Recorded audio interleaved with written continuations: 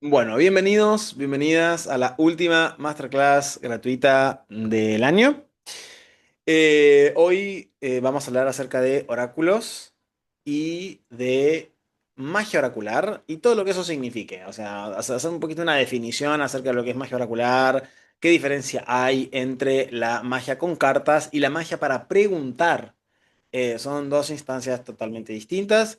Vamos a indagar. Hoy. También voy a presentar algunos de los oráculos que suelo utilizar, que también van a poder acceder a las formaciones que ya están grabadas. Y al final de la clase va a haber una noticia, un adelanto de noticias súper importante con respecto a las formaciones de día. Como les dije, me olvidé el vasito, así que la gente que está en sus casas y que sabe que cursan conmigo siempre, saben que tomo del pico de la botella, perdonen. Bienvenidos, bienvenidas si son nuevos, esto soy. Em, Bien, les voy a compartir entonces el PDF. Vamos a hablar de Masterclass, de oráculos y de magia oracular. Bien.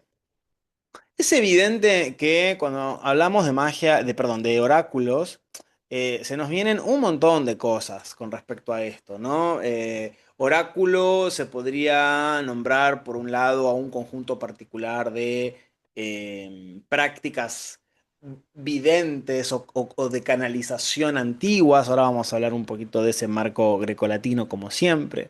Se podría hablar de oráculo desde una perspectiva más moderna, hablando de objetos para adivinar o para revelar información oculta. O incluso esta división que yo... no es que estoy en contra, pero bueno, de la cartomancia taxativa entre tarot y los oráculos. Que hay como una especie de jerarquización, ¿no? Esto lo han escuchado mucho, como que el tarot no es un oráculo, que todo lo que no es tarot es oráculo. Como si de alguna manera el oráculo estuviera denostado un poco. Y hay que corregir un poco eso. En origen, el concepto mantella, esto lo sabrán la gente que ha cursado IMO y MOA y todo esto. Futuro profesor con el futuro perro que está ahí. Le mandamos un beso. Esto lo sabrán, la mantella o el manteion, ¿sí? El manteion era el espacio en el que las personas, en el contexto griego antiguo, iban a buscar información. Esa información podía venir por parte de los muertos, por ejemplo, y eso se llamaba necromanteion, en lugar de consulta a los muertos. Podía venir por parte de los dioses, por ejemplo, el oráculo de Delfos, ¿sí? Entonces, en origen, Manteion era el espacio físico donde se traía la información desde otros planos. Y particularmente la persona que canalizaba esa información era llamada oráculo. Entonces, por ejemplo, las famosas sibilas, como la de Cumas, ¿sí? O la de Delfos, eran oráculos en sí mismas. ¿Sí? Lo que hoy podríamos decir canalizadoras o mediums, en realidad ellas entraban en estado alterado de conciencia y traían una información valiosa a la realidad. Entonces, a la realidad física. Entonces, lo que se hacía era que estas personas sean entrenadas y que había normalmente un conjunto de traductores o de interpretantes con respecto a esta información y eran los que devolvían la información a la gente que iba a consultar. Consultar era muy caro en Grecia, ¿eh? Y en Roma. Pagaban mucho, pagaban en oro. ¿Sí? Estábamos cobrando muy poco los tarotistas. Eh, Ellos recibían dotes de oro, de joyas, ¿sí? Porque es evidente que el concepto venía si no de la religión, de la teurgia, al menos, de la relación con una fuerza superior. Estabas escuchando las palabras de un dios directamente. O de un muerto, en el caso de los necromanteion, aunque no son tan comunes, ¿sí? Creo que hay dos o tres, no me acuerdo, pero dos o tres. Que uno particularmente también era en honor a Hércules, a Heracles. Entonces, voy a tener que aumentar, dicen en el, en el chat. Am, Tradicionalmente, en los orígenes del concepto oraculum, del concepto mantella, mancia, tenemos esta noción, ¿no? Por un lado, un espacio de recepción de lo espiritual, de una revelación, y por otro lado, un individuo capaz de generar esa revelación. No obstante, con el tiempo, el concepto oráculo empezó a, no sé si a deformarse, pero sí a transformarse.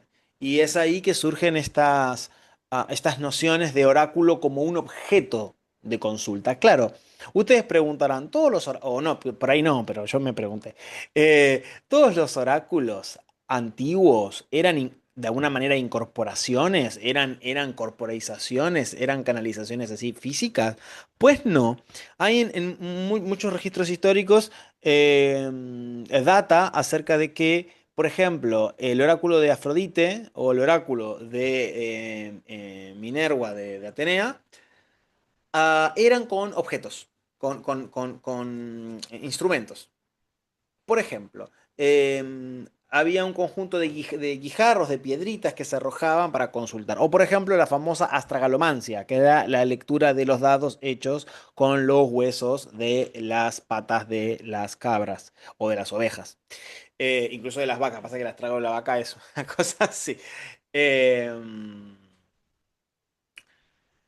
Bien, de ahí, bueno, se derivan cosas y luego aparece la taba y el juego argentino, no sé si alguna vez han visto la taba, bueno, eso es un astrágalo. Se usa para leer. Entonces ya en la antigüedad los oráculos que canalizaban los mensajes de las divinidades tenían cierta objetualidad o cierta materialidad. Lo que pasa que, claro, las barajas son un invento medianamente moderno, o sea, sobre todo las que se dan de manera, no sé si industrial, pero por medio de la imprenta, ¿no? Que uno saca cartas como loco, o por medio de grabados, ¿sí? Es una tecnología bastante moderna y en origen lo que podríamos llamar las cartas, tanto de consulta como de juego, eran instrumentos súper costosos porque eran, digamos, obras de arte, imagínate, ¿no? El Visconti Sforza pintado a mano como regalo de bodas, ese tipo de cosas. Am, entonces, lo que sí podríamos decir en este desarrollo histórico es que hay una especie de laicización de la práctica oracular, ¿no? No en todos los oráculos, ojo, estoy hablando de los contextos más habituales. Por ejemplo, las runas, que hay mucha gente que las lee separadas del contexto religioso, en realidad tienen una conexión espiritual profunda aún. E incluso muchos oráculos todavía son sacerdotales. Mucha gente me ha consultado, ahora mismo, ¿me puedes enseñar los bucios? Y la verdad, o los cauríes, la verdad es que no. O sea, sí te puedo enseñar, pero necesitas hacer todo un proceso iniciático ritual en una práctica, por ejemplo, el candomblé, donde se está permitido aprender a leer los caracoles, ¿sí? Pero por otro lado, en el auge de toda esta información y con la Golden Dawn y con Crowley, y con la gente y con todo con la Wicca, etcétera, etcétera, encontramos oráculos, incluso con el Hoodoo, encontramos oráculos materiales que están desprovistos de una conciencia particular religiosa o espiritual en tanto conexión con una divinidad. ¿Me siguen? O sea, ¿de dónde viene la información cuando yo estoy consultando? Ese es un poco el punto. En algunos casos, digo, uno podría elaborar una teoría acerca de vienen de los espíritus guías, vienen de los ancestros, vienen de los dioses, vienen de lo que sea, pero el oráculo de por sí, en sí mismo, no tiene intrínsecamente una noción de dónde viene la data. Si vos tirás el Visconti de Sforza o el Madenier, si tenés el suficiente dinero para comprarlo, y digo, no hay una tradición que te dicte que tal ser espiritual habla a través del Madenier. ¿Bien? Por lo tanto, esto se abre una posibilidad tremenda. Em, esta disquisición, ¿no? De que el tarot es el tarot y que por el otro lado hay oráculos, ah, es como, bueno, una forma en la que se logró diferenciar al tarot en su complejidad, cosa que está perfecto.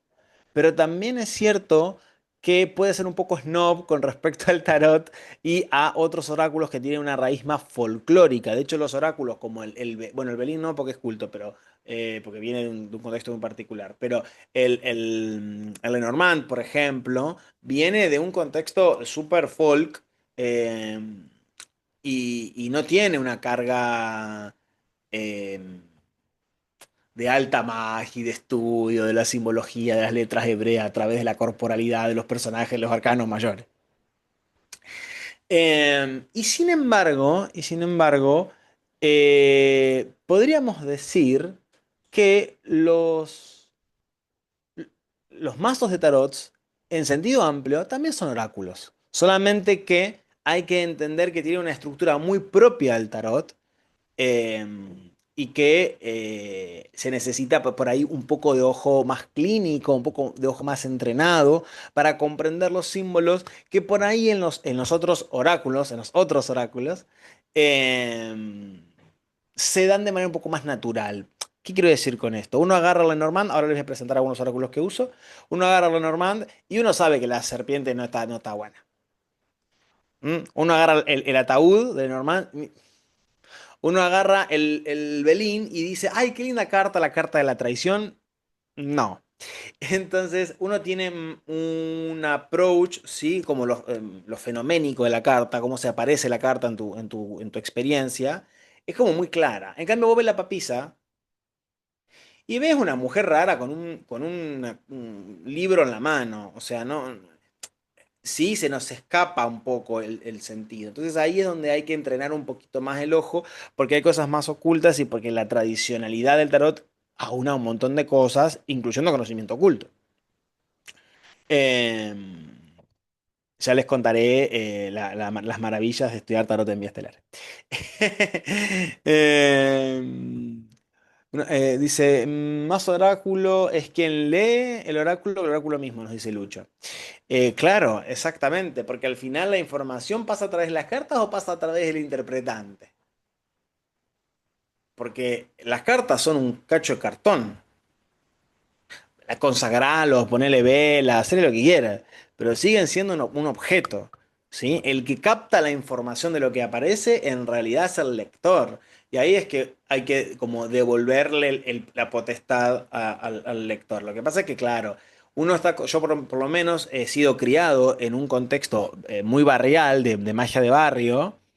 Y claro, mi madre tiene este concepto de las cartas me hablan. ¿No? Entonces, ¿qué significa que las cartas me hablan? ¿Significa que los espíritus que están dentro de las cartas me hablan? Bueno, hay un límite muy fino con todo eso. Hoy en día podemos encontrar oráculos y cartas donde hay una entidad dibujada, ¿no? Por ejemplo, el oráculo de los 72 nombres de Dios. Entonces, los límites se desdibujan y uno puede confundirse un poco en el trabajo. Claro, ¿en qué se diferencia un medium de un oráculo? Bueno, en un sentido tradicional, prácticamente ni en nada, porque el medium tiene la capacidad de recibir. Lo que pasa es que el medium tradicionalmente está asociado a la mediumnidad humana, en el sentido de que canaliza muertos. Y el oráculo tiene un sentido divino. Ahora, guarda con ponerse oráculo de la diosa fulanita, ¿sí? Digo, guarda con eso, porque es polémico. Pero bueno, digo, en el ejercicio mental de comparar el medium y el oráculo, tenemos esto. El medium, hace poco tuve una consulta y la muchacha me decía que ella era medium porque trabajaba con las fuerzas de los elementos, como que ella canalizaba esa fuerza. Y yo amablemente le señalé, les prometo que amablemente, que canalizar la fuerza de los elementos técnicamente no te hace medium. De hecho, vos canalizás la fuerza de los elementos todo el tiempo. Solamente que al tener conciencia de eso, podés operar. Eso te hace muy maga o bruja, si querés. Más que oráculo, más que medio. Otra cosa es que hable con los muertos, ahí sí. Y la tercera pata que podríamos distinguir para cerrar este punto, claro, el espiritista. Hay mucha gente que dice, yo hago espiritismo porque hablo con los muertos. Y eso no es así. ¿Sí? El espiritista es una persona que tiene una doctrina particular acerca del uso de la mediumnidad. Sí, que fe, esperanza, caridad. Bueno, creo que hay un montón de material mío hablando de espiritismo, así que vayan, incluyendo la hermosa entrevista que me hizo Ecos del Abismo, Mateo, que le mandamos un saludo, eh, que está buenísima. ¿Sí? Bien, en este contexto hay un montón de oráculos. Envía como escuela de misterios y como orden. Trabajamos mucho el Petit Lenormand, que es un oráculo de 36 cartas, súper folclórico y muy directo con respecto a las respuestas. No hay mucha cosa para titubear en el Lenormand. Hay mucha gente acá que estoy viendo en el grupo que ha sido alumna mía de Lenormand y son avesados lectores de Lenormand. Ahí acá ponen amo. Y me parece un oráculo de entrada muy útil, sobre todo para las personas que practican magia o que trabajan haciendo trabajos. Em, por esa facilidad. ¿Qué nos dicen? De los más o menos para aprender si no se sabe nada. Claro, bueno, es que al principio por ahí el tarot puede asustar, aunque no debería, porque hay un montón de cosas que se pueden hacer. El Lenormand a veces te da como un aire fresco, ¿no? Para trabajar la oraculidad. El Petit tiene 36 cartas, ¿sí? Que ya sabrán, bueno, viene el juego La Esperanza, que es un juego alemán. Esto, hay un montón de información en las redes, no hace falta trabajar esto. Obvio que ya he señalado el Belín, fíjense la estructura que tiene, ¿sí? Perdón, el Lenormand se llama Lenormand en honor a una de las grandes videntes francesas. De hecho, la mitad de los oráculos verdaderos, digamos, tienen nombres o italianos o franceses. Y eso es muy curioso, hago un insight, porque Francia dio los grandes pensadores del iluminismo. Y cuando todos estaban sumidos en la oscuridad leyendo el tarot y haciendo brujería, Francia estaba pensando en la Revolución Francesa. Y eso es muy interesante, porque no había magia, pero sí había oráculo. Y por la influencia gitana en su momento, no sé, pero es interesante pensarlo. Mientras que Belín también es un oráculo en honor a un vidente. Se supone que Belín lo encontró tirado por ahí. Ay, esto es toda una historia, ya saben cómo es esto, que descubren cosas a lo Moisés. Ay, tengo unas dos tablas, como Crowley, ¿no? Encontré dos tablas que me hablan de la ley. Bueno, Belín dijo que encontró una caja con las cartas. Bueno, lo interesante de este oráculo es que Lenormand no tiene un orden claro de cartas, pero Belín está estructurado a partir de una secuencialidad planetaria. Hay series. Hay una serie de la Luna, hay una serie del Sol, una serie de Marte y así. Acá en pantalla podemos ver una de las cartas de la serie de Venus que se llama Familia. Familia. Quienes hayan estudiado Belín, perdón, conmigo, habrán escuchado los nombres de las cartas en francés insistentemente, perdón por eso. Eh, pero bueno, está muy bonita la baraja. Además de que tiene tres cartas que están por fuera de las series que representan un poco el destino y las personas involucradas, ¿no? Un buen oráculo. Muy práctico para hacer magia también. Pero sobre todo el tarot nos sirve a la luz de muchas cosas. Por un lado, la práctica, eh, si queremos llamarla terapéutica, porque estos oráculos anteriores, si bien son muy prácticos para la magia, los aspectos psíquicos reales, más profundos, no los abordan tan claramente. ¿Se entiende? No tienen un lenguaje que profundiza en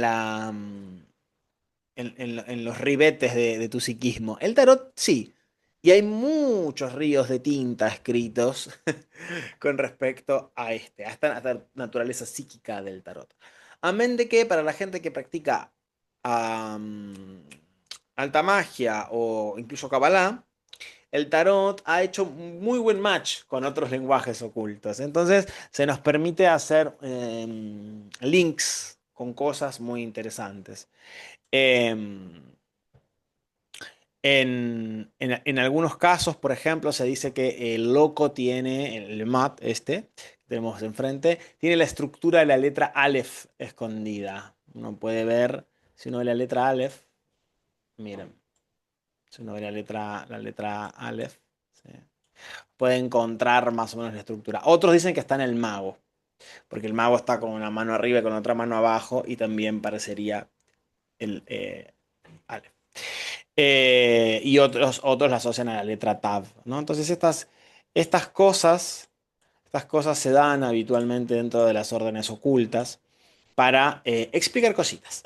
Tanto sea como el tarot en sí mismo, como el tarot a la luz de otras herramientas y de otros conceptos. Entonces, el tarot está buenísimo porque, además de tener una tradicionalidad muy rastreable, no como otros oráculos que a veces uno dice, bueno, la Vera Civil, la no sé qué, voy a decir, ¿dónde?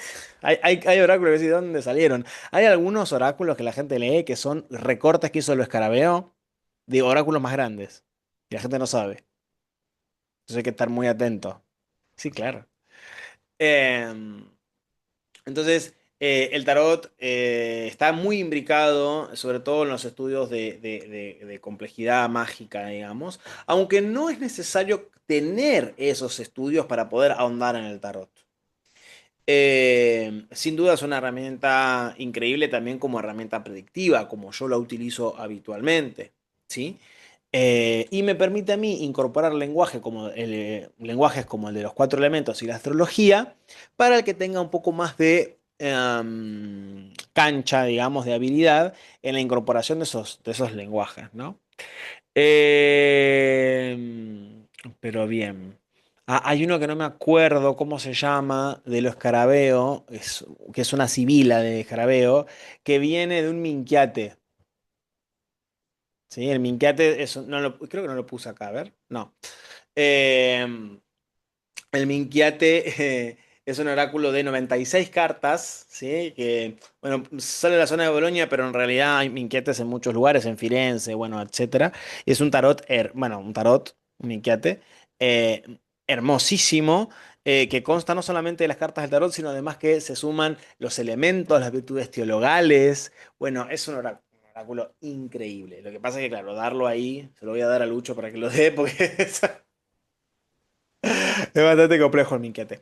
De un tiempo a esta parte también ha habido como aproximaciones históricas al Minquiate tan serias como las del tarot. Y eso está buenísimo porque se le da un audio que por ahí la gente, ¿vieron? Es como, cómete la maldita naranja, pero es importante saber de dónde salen estos símbolos. ¿Alguna vez se preguntaron de dónde salen las caras de los arcanos? ¿Quién es la persona que puso la cara para dibujar al loco? Ah, se le ocurrió a alguien, pintó. Recuerden que en esa época el arte no era muy figurativo, o sea, era súper mimético, salían de caras reales. ¿Mm? Entonces es interesante rastrear esto. Esto como oráculos, digamos, de carta. Pero hay muchos otros oráculos. Acá, por ejemplo, traje la geomancia, que la quiero muchísimo, ya saben todos y todas que Vía Estelares se estructura como no sé si la primera, pero por lo menos la más grande escuela de geomancia en habla hispana. Sí, hay muy poca gente que habla de geomancia y es una cosa increíble. Básicamente es un oráculo que se basa en un sistema de puntos, como podemos ver aquí en este cuadro, que se llama el escudo geomántico, formando figuras. ¿Sí? Cada conjunto de cuatro líneas, digamos, apiladas genera una figura geomántica. Y eso no solamente sirve para hacer lecturas, sino que también sirve para hacer magia, como también estos oráculos, que ahora vamos a hablar un poquito acerca de eso. Tenemos clase de Lenormand y de Belín grabada y tenemos clase de geomancia grabada nivel uno nivel 2. El nivel uno lo tengo que encontrar, pero el nivel 2 está. No, perdón, el nivel uno está y el nivel 2 lo tengo que encontrar. Perdón. Am, es un oráculo increíble y te permite acercarte al lenguaje astrológico sin sufrir a veces esas confusiones tan clásicas de las personas que empiezan a arrancar a estudiar astrología, que de repente, ay, que el mapa, que no sé qué, que cómo lo calculo. Bueno, es una buena herramienta de introducción. Uno de mis profesores, yo estudié geomancia con dos profesores ingleses. Y ellos son unos genios que me han donado esta información maravillosa con respecto a cómo se usa. Es un oráculo de origen árabe, pero fue remasterizado en la Edad Media. Y saben, obviamente, quién los rescató, la Golden Dawn. La Golden Dawn fueron junto con, bueno, la geomancia y la magia enoquiana de John Dee, bueno, fueron como los rescates que pudieron hacer de cosas antiguas un poco perdidas. A mí me parece que la geomancia es increíble. Este escudo se organiza como el escudo, perdón, como el mandala celeste, ¿sí? Antiguo, ¿sí? De las 12 casas, y se le agregan dos testigos y un juez. Y con eso se organiza la lectura. Hermoso. Esto que ven acá al costadito es un dado geomántico. Bueno, son cuatro dados geománticos que se giran como una perinola, ¿sí? Se giran y cuando caen se queda la figura armada perfecta. ¿Sí? No sé si alguien, algún estudiante estudioso en el público me puede decir qué figura es esta, de paso si quieren. 2, 1, 2, 1. 2, 1, 2, 1. Ay, qué casualidad, ¿no? Lo que más me gusta de Geo es que se puede usar cualquier objeto. Claro, porque no hace falta tener dados de este estilo. Se pueden hacer con porotos, con garbanzos. La geomancia se llama geomancia porque antiguamente se hacía marcando la arena. Esta es Acquisitio, por si no. Eso, ahí está Pilar. Muy bien. Acquisitio, para el dinerito, ¿sí? La ganancia. Bien. Y luego podemos acercarnos un poquito a el oráculos un poco más intuitivos, lo que podríamos decir en este contexto con maña, con cierta astucia. Acá encontramos el Reading Bones, la lectura de huesos, que es, si bien tiene una raíz antropológica muy fuerte en la Bantuland, ¿no? En la región del sur de África, se utiliza en el Hoodoo, ¿sí? Es un conjunto de herramientas, de curios, no necesariamente es todo animal, ven que hay dominós, hay cositas, que estos se aprenden en Hoodoo 2, por si quieren. Nada, me parece una fantasía porque lo que se genera acá, contrariamente a otros oráculos, a menos que sepas usar bien el tarot, es una espacialidad de la lectura. Hay un mapa, se generan distancias, solapamientos, venceduras, distanciamientos. ¿Sí? Porque se genera un espacio, un croquis del destino. Es muy similar, yo siempre pongo el mismo ejemplo, por ahí la gente no se acuerda, pero en Piratas del Caribe, cuando la bruja de, ¿sí? Dalma, la tía Dalma. A Johnny Depp le lee los huesos. En realidad son unos huesos hechos de mar, como con pinzas de cangrejo y piedras. Arroja así, y la transposición que se hace es que la forma en la que caen las cosas de cangrejo y las piedras, perdón, y las piedritas, es parecida a un accidente que hay en el medio del mar. Son como unas piedras que están ahí dando vueltas. Entonces, los huesos marcan la espacialidad donde tienen que ir. Es un ejemplo increíble acerca de cómo esto tiene que funcionar. Acá podemos encontrar la estructura. No necesariamente, digamos, tiene que tener todo esto. Hay mucha gente que suma lo que quiere, ¿no? Por ejemplo, a mí me gusta el huesito de la suerte del pollo, pero en general no tengo en mis manos de hueso. Pero sí, por ejemplo, tengo una bala. Tengo un casquillo de bala. O tengo un hackstone, una piedra furada es portuñol, ¿no? Sí, agujereada. ¿Vieron como las piedras de Odín, que a veces se le dice? Son las piedras de playa que están con un agujerito. Eso. Monedas, dientes, etcétera. Muy buena. Muy buen oráculo. A mí yo lo uso bastante, por lo menos para la práctica adivinatoria cotidiana, ¿no? Entonces, acá tenemos un montón de herramientas.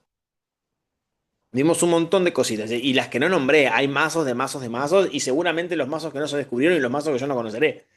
Pero hay muchos. El Gran Lenormand, qué sé yo, estas cosas. Eh, Ahora bien, ¿cuál es la diferencia entre la magia con oráculos y la magia oracular? Para ir cerrando. La magia oracular es la magia que se utiliza para adivinar. Hay que tener mucho cuidado con esto, porque la gente se olvida de que esto existe. Y esto se utilizó tradicionalmente. Cuando los augures salían a la mañana a ver los pájaros volar o las nubes volar, eso es magia oracular. O teulia, si se quiere. Uno hace una práctica ceremonial, lo que sea, sale y analiza. Cuando uno hace un hechizo y pone tres opciones en tres velas distintas y ve cómo esas velas se van consumiendo, está haciendo un hechizo oracular. Está pidiendo información, o sea, revelando información por medio del hechizo. ¿Mm? Otra práctica frecuente es, por ejemplo, la de hacerle preguntas a un espíritu a través de un cristal. Eso es magia oracular. Dentro del Higromanteia, dentro del Picatrix, que son manuales, que curiosamente tienen una fuerte base árabe, podemos encontrar, el del Picatrix es del siglo XI y el Higromanteia creo que del ¿11? No me acuerdo. Son manuales donde hay gran desarrollo de herramientas de consulta y también tienen mucho desarrollo de magia planetaria. Por ejemplo, la famosa onicomanteia que siempre les cuento en las clases. La adivinación por medio de la percepción del reflejo de las uñas. En los manuales se te dice que debe ser de un niño, ¿sí? De una persona joven, porque está puro, digamos. Lo que pasa es que, bueno, es un poco polémico el concepto, no hace falta incorporar niños de ninguna manera a las prácticas, pero un poco lo que refleja es la posibilidad o la necesidad, perdón, de estar puro para la práctica. Entonces es habitual que uno pueda revisar en sus uñas cierta información o en calderos con agua o en fuego. Yo, por ejemplo, si les soy sincero, mi malaquita, que la amo fuertemente, todos la conocen, es un regalo que me hicieron los chicos de la casa, la utilizo como una herramienta de scrying, de escudriñamiento. Entonces yo estoy así. Es más, hasta no lo debería hacer, pero cuando yo estoy un poco con la cabeza ida y estoy en el kinesiólogo, yo observo así y veo los reflejos. Y más de una vez le he hecho a una profecía, si me permite la kinesióloga, con lo que vi. Es más, en un momento le estaba así viendo y le digo, bueno, discúlpame, ¿tu hija se va de vacaciones la semana que viene? Y me dice, ¿cómo sabes? Digo, la veo bajando de un autobús, de un bondi rojo. Y le di unas especificaciones y me dice, se va a Disney. Se va a un hotel temático. Y los buses del hotel temático eran todos rojos. Entonces, eso es un tipo de ritualidad, de magia, por la cual estamos buscando información. ¿De dónde? Bueno, otro tema, ¿sí? Se le puede consultar a los elementales, a Dios, a los ángeles, a los dioses, ¿sí? Depende del contexto y la práctica.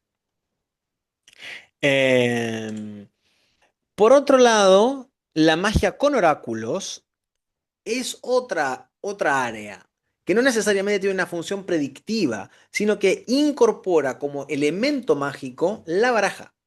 Entonces uno puede hacer talismanes de las cartas. Perdón, poner la carta como protector, así, o sea, está bueno para verla, para visualizarla, pero no es un hechizo, ¿sí? O sea, a menos que vos a la carta la saumes, le escribas algo, ¿no? Sí, eso, Lucho. Pero dejarla así sola no hace nada, ¿sí? Eso es pensamiento mágico barato. Pero ahora, si uno agarra la carta, la sauma, la conjura, le pone sus aceites, le escribe sus cosas y lo lleva como talismán, sí me parece bien. Pero hay muchas otras herramientas. Se pueden quemar las cartas, no las cartas de los mazos, ¿no? Se imprimen las cartas y se queman. Y ese polvo, esa ceniza, se incorpora a ingredientes, a polvos, a ungüentos, a aceites. Se puede dejar macerando una carta entera dentro de un aceite particular. ¿Mm? Entonces, estas cosas se van viendo en los talleres y en las formaciones de oráculos, pero también en algunos tipos de talleres de magia. Por ejemplo, un hoodoo se opera sobre todo, por lo menos en la formación que yo doy en el nivel 2 con las cartas de póker. ¿Mm? Así que bueno, hay un mundo de posibilidades. La idea es que puedan abrirse a las ideas, a poder usar los oráculos de otras maneras y a animarse a profundizar en otros oráculos. Eh, Voy con el notición y después, eh, nada, mini ronda de preguntitas. El año que viene, Vía Estelar, ya igual habrá vivos y habrá cosas, habrá instancias específicas para esto, pero el año que viene Vía Estelar va a incorporar una serie de talleristas, de docentes, que se van a encargar de algunas áreas en las que, si bien yo he estudiado, me he especializado, creo que lo hacen mejor que yo. Y siento que aportan un montón porque además todos han sido estudiantes muy avanzados y muy dedicados de vía. El año que viene yo le voy a ceder el espacio de tarot de Academia Sensitiva a Lucho, a Luciano, que está por ahí. Y nada, que será obviamente súper bienvenido. Y va a dar, sí, festéjenlo, festéjenlo a Lucho. Va a dar tanto arcanos mayores como arcanos menores durante el año. Yo voy a estar presenciando los inicios y los cierres de la formación y también voy a dar algunas clases específicas con respecto a esto. Por ejemplo, cómo utilizar las cartas en la magia o ciertas perspectivas cabalísticas con respecto a los oráculos.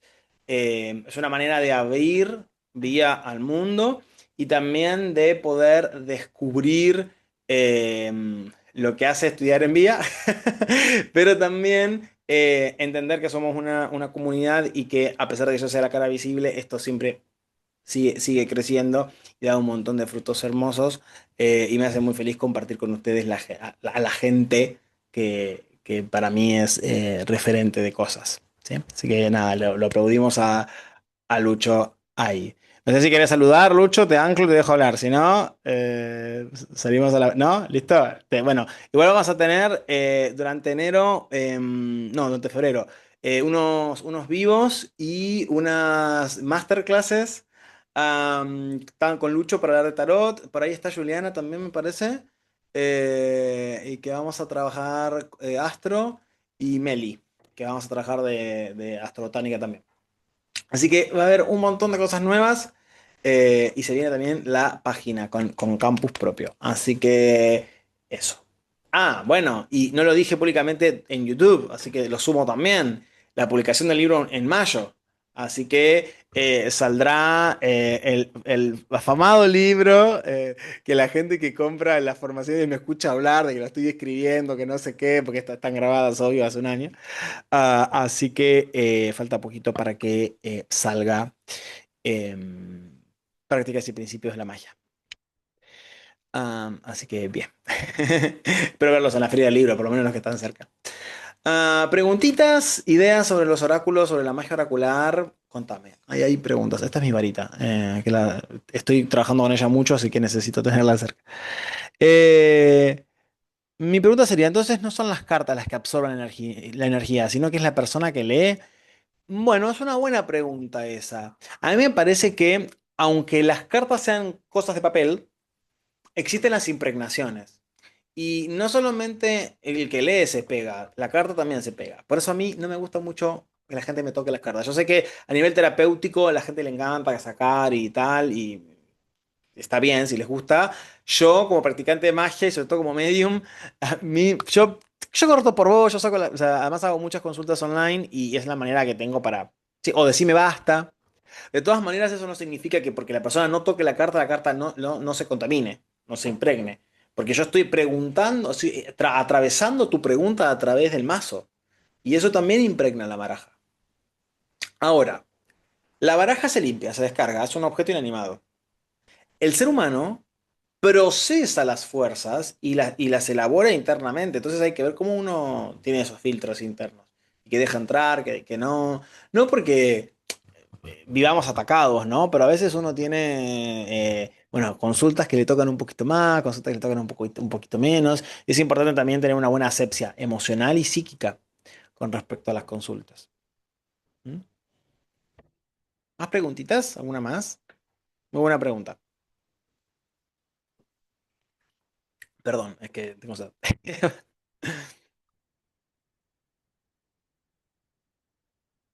Bueno, gente, gracias por estar, gracias por compartir, por haber elegido estas masterclasses. O sea, hemos hecho, creo que somos, ¿cuántos fueron? 10. O sea, hay un montón de material. Hace poco organizando con Chani y con Ariela, que también la aprovecho y la presento oficialmente porque ahora es la secretaria de Vía. Y va a estar ayudándome a organizar todo esto. La queremos mucho también. Me di cuenta del caudal de información que estamos generando, más allá de las vistas, más allá de lo que sea. Yo grabo como 8 horas de clase por semana, más los eventos, más... y la verdad que se están aprovechando. Si quisieran, podrían luego, nada, compartir, recomendar, comentar, si lo ven en YouTube, porfi, que eso siempre nos hace bien. Gracias por todo. Nos vemos el año que viene. Así que felices fiestas, que la pasen súper bien y los esperamos con Chani, con Lucho, con todos. Chao, chao. Gracias.